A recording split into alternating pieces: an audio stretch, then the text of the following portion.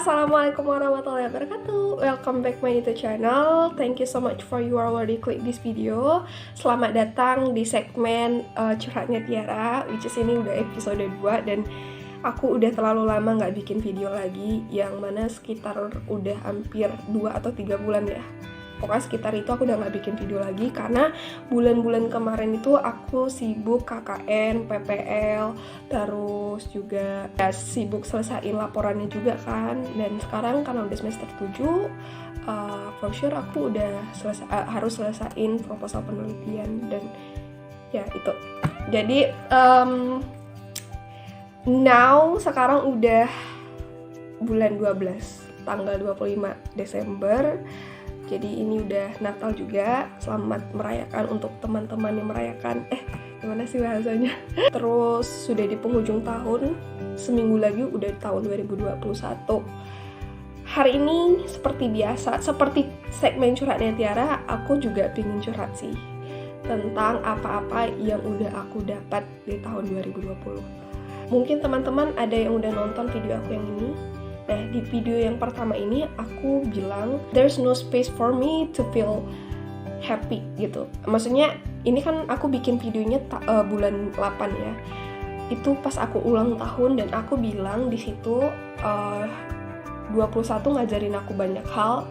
Aku kayak nggak ngerasain ada space yang bikin aku I feel happy gitu. Jadi dari bulan 1 nih, dari pertama kali sebelum pandemi, aku ngerasain banyak, kalau dibilang masalah bukan masalah sih, banyak hal-hal yang tidak mengenakan bisa dibilang. Jadi dari bulan 1, bulan 2, dan terus bulan 3-nya kita pandemi, semua orang juga ngerasain kan gimana. Dan aku betul-betul nggak menjalankan apa-apa yang udah aku rencanakan gitu. Aku super excited begitu memasuki tahun 2020. Karena bagiku tahun ini tuh cantik gitu. Maksudnya kita udah bergeser dari angka belasan ke 20-an dan itu keren dan aku harus lakuin something. Saat itu aku pikirnya gitu. Tapi di pembuka awal I was broke out with my ex-boyfriend. Dan itu kehilangan yang paling for sure sakit untuk semua orang. Tapi aku dipaksa kuat untuk saat itu juga. Well, dengan apa yang aku bilang sebelumnya, peristiwa yang aku bilang sebelumnya, kita nggak bisa langsung judge kalau cuman putus cinta gitu. Karena kita nih ya sebagai manusia terkadang suka sekali mengkotak-kotakkan peristiwa permasalahan tidak mengenakan tadi dengan versi kita, seolah-olah kalau kayak gitu aku juga bisa. Kalau kayak gitu nggak seberapa sama masalahku. Kayak gitu dan sebagainya gitu kan. Karena kita sering sekali gitu cuman gituin aja nangis, cuman diginiin, itu hal-hal simpelnya. Dan please, karena semua manusia, semua orang tuh punya cara mereka versi kesedihan mereka gitu. Dan di sini aku tekankan permasalahan itu not only relationship gitu, tapi ada yang bisa tercapai malah akunya yang kehilangan. Well, sekarang kita bicara tentang kehilangan gitu kan. Aku kan bilang tuh tidak ada space untuk aku bisa bernapas dengan tenang karena permasalahan dan peristiwa tidak mengenakan itu tadi. Lalu aku ulang tahun tuh. Nah, di video itu aku ulang tahun dan di situ aku curhat. Ternyata 2020 ini ngajarin aku banyak hal. Inti dari video itu tadi. Tapi itu kan tanggal 24 ya aku ulang tahunnya. Di tanggal 28 Agustusnya aku kehilangan seseorang yang cuman satu yang aku punya, which is ibu. So, can you imagine how could you live without your mom? Aku aja nggak pernah membayangkan itu. Dan kalaupun kubayangkan, aku takut keadaan atau situasi itu terjadi. Tapi semakin aku takut, malah itu juga yang terjadi. Jadi, itu betul-betul yang kayak, tolong jangan pergi tuh nggak bisa ditarik lagi kayak tuh. Yang kayak, for sure saat itu aku punya apa ya, kayak oke, aku nggak kuliah. Aku nggak tahu alasan aku nggak mau kuliah itu karena terlalu sedih kah, cuman aku udah kayaknya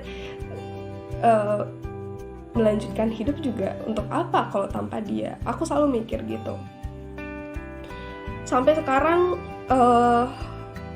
kehilangan orang tua itu tadi, aku nggak, kalau sekali teringat atau aku langsung tepis gitu. Bukan karena aku nggak mau tahu gitu, tapi aku nggak sanggup gitu, karena apa ya, rasanya tuh kalau aku nangis, kalau aku sedih, kalau aku terus-terusan seperti ini, nggak ada satu manusia pun yang bilang berhenti. Kalau dulu mungkin ada orang tua yang bilang udahlah ngapain nangis, tapi kalau sekarang ya I feel like aku tuh orang tua untuk diriku sendiri, dan itu berat, sangat berat sekali. Terus 7 hari setelah ibu meninggal, itu kan ada acara ya di rumah, jadi aku nggak pernah putus tuh dapetin semangat, dapat support, dapat apapun itu dari orang-orang yang care sama keadaan aku saat itu gitu. Jadi aku juga terima pesan dari perkuliahan bahwa jadwal KKN dan PPL aku harus diadain tanggal 9, which is itu tanggal 7 ya, tanggal 7 aku lupa, jadi tanggal lusanya gitu, dan aku harus kembali ke Medan dengan posisi yang sedikit apa ya, kayak tarik ulur gitu, ini pergi nggak, aku kuliah nggak, walaupun aku sudah banyak dapat support sebanyak itu, tapi kayak keinginan untuk tidak melanjutkan kuliah itu juga kayak 50-50 gitu, ini gimana gitu, jadi masih gamang waktu itu. And then at the time aku remind something dari screenshot percakapan aku sama ibu. Percakapannya beliau bilang gini, hidup tuh harus optimis, pantang pulang sebelum pakai baju toga. Yang kayak selama dia hidup juga dia tuh pingin, mimpi dia juga itu gitu. Tapi kalau misalnya aku berhenti stuck di sini aja, gimana gitu. Itulah satu hal yang betul-betul maksa, mau nggak mau kamu harus kuat, kamu harus lanjutin itu. Aku yang tiba-tiba teringat sama kalimat itu, dan aku juga save percakapan itu juga pernah aku post di IG story. Jadi itu kan tahun 2018 padahal aku kayak oke, ini something yang betul-betul dia pinginin, beliau pingin dari beliau masih hidup gitu. Terus alasan apa yang harus aku berhenti gitu. Malah kalau aku berhenti beliau pasti akan sedih sekali gitu. Dan dari situlah aku lebih visioner dengan apa yang aku pingin tuju gitu. Jadi aku oke, Tiara, kamu harus gini, kamu harus kuat, kamu harus semangat, kamu harus happy dengan segala macam planning ke depan. Jadi kehilangan ibu itu orang kan ngiranya aku bakal down banget, gimana gitu, kayak nggak bisa bangun. Ya pastinya kehilangan kayak gitu ya pasti ya. Cuman karena aku teringat screenshot itu tadi yang kayak bikin aku oke, ini yang beliau pengenin dan aku harus bangkit lagi gitu. Jadi kayak ada pesan yang dia sampaikan itu tersampaikan juga sama aku dengan cara yang mungkin tiba-tiba aku teringat kalimat dia gitu. Jadi itulah satu alasan kenapa aku bisa bertahan. Tapi untuk balik ke kampung sekarang, di penghujung tahun ini yang dimana orang-orang rayain sama keluarga, aku sendiri di kos, itu terasa sih. Jadi kenapa aku nggak mau pulang, karena aku pulang tidak ada sosok itu yang bisa aku temui gitu, dan aku belum siap. Aku akan siap pulang kalau betul-betul aku bawa toga seperti yang dia pengenin. Tapi yang jelas aku ngerasa untuk saat ini aku kuat. Nggak tahu ke depannya, tapi untuk saat ini aku kuat. Aku bisa lewatin semua ini dengan cara aku sendiri tanpa satupun bantuan orang. Jadi patut aku mengacungi jempol untuk diriku sendiri. Karena balik lagi ya, dengan kehilangan itu tadi, aku jadi percaya dan jadi mencintai diri aku sendiri, karena semua orang bisa pergi, semua orang bisa hilang kecuali diri kita. Dan Jadi poinnya kalau kalian kehilangan itu jangan sampai kalian juga kehilangan diri kalian. Aku akan curhat di episode lain yang berkaitan juga. Tapi yang jelas untuk tahun ini dengan segala macam yang terjadi, aku jadi belajar sih untuk jadi diri sendiri. Jadi mencintai, jadi bisa berdiri sekuat tenaga dengan kaki kecil ini, walaupun dengan kondisi yang pincang. Jadi aku harapnya untuk 2021, aku sebenarnya nggak mau berharap lagi sih, nggak mau berekspektasi tinggi karena sudah berpengalaman. Aku mau kasih tahu juga, aku tidak untuk menggurui, tapi buatlah goals kalian serealistis mungkin. Contoh, misalnya tahun depan aku pingin gemuk, berisi supaya si doi suka sama aku.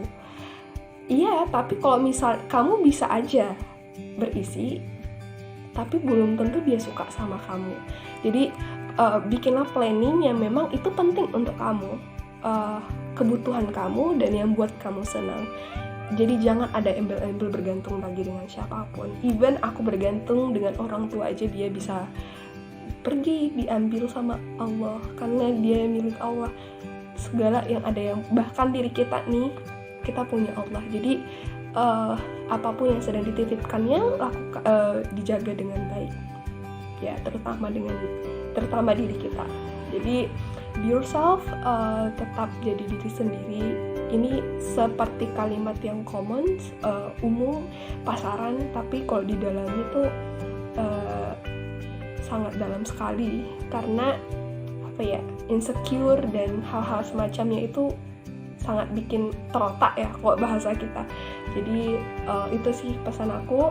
Terima kasih buat kalian yang udah nonton sampai ke detik ini. Semoga nggak bosan. Jadi kalau ada kritik dan saran bisa tulis di komentar. Terus apa lagi ya, itu aja dan terima kasih udah mau dengerin ceritaku. Siapapun yang klik video ini, kalian adalah teman buat aku, kalian adalah pendengar yang baik. Jadi itu aja sih, dan tetap semangat jalani hidup, life must go on. Banyak hal yang belum terjadi di luar sana, di hari selanjutnya. So tetap tersenyum, be happy always. Okay, dadah. Don't forget like, subscribe, and share to all your friends.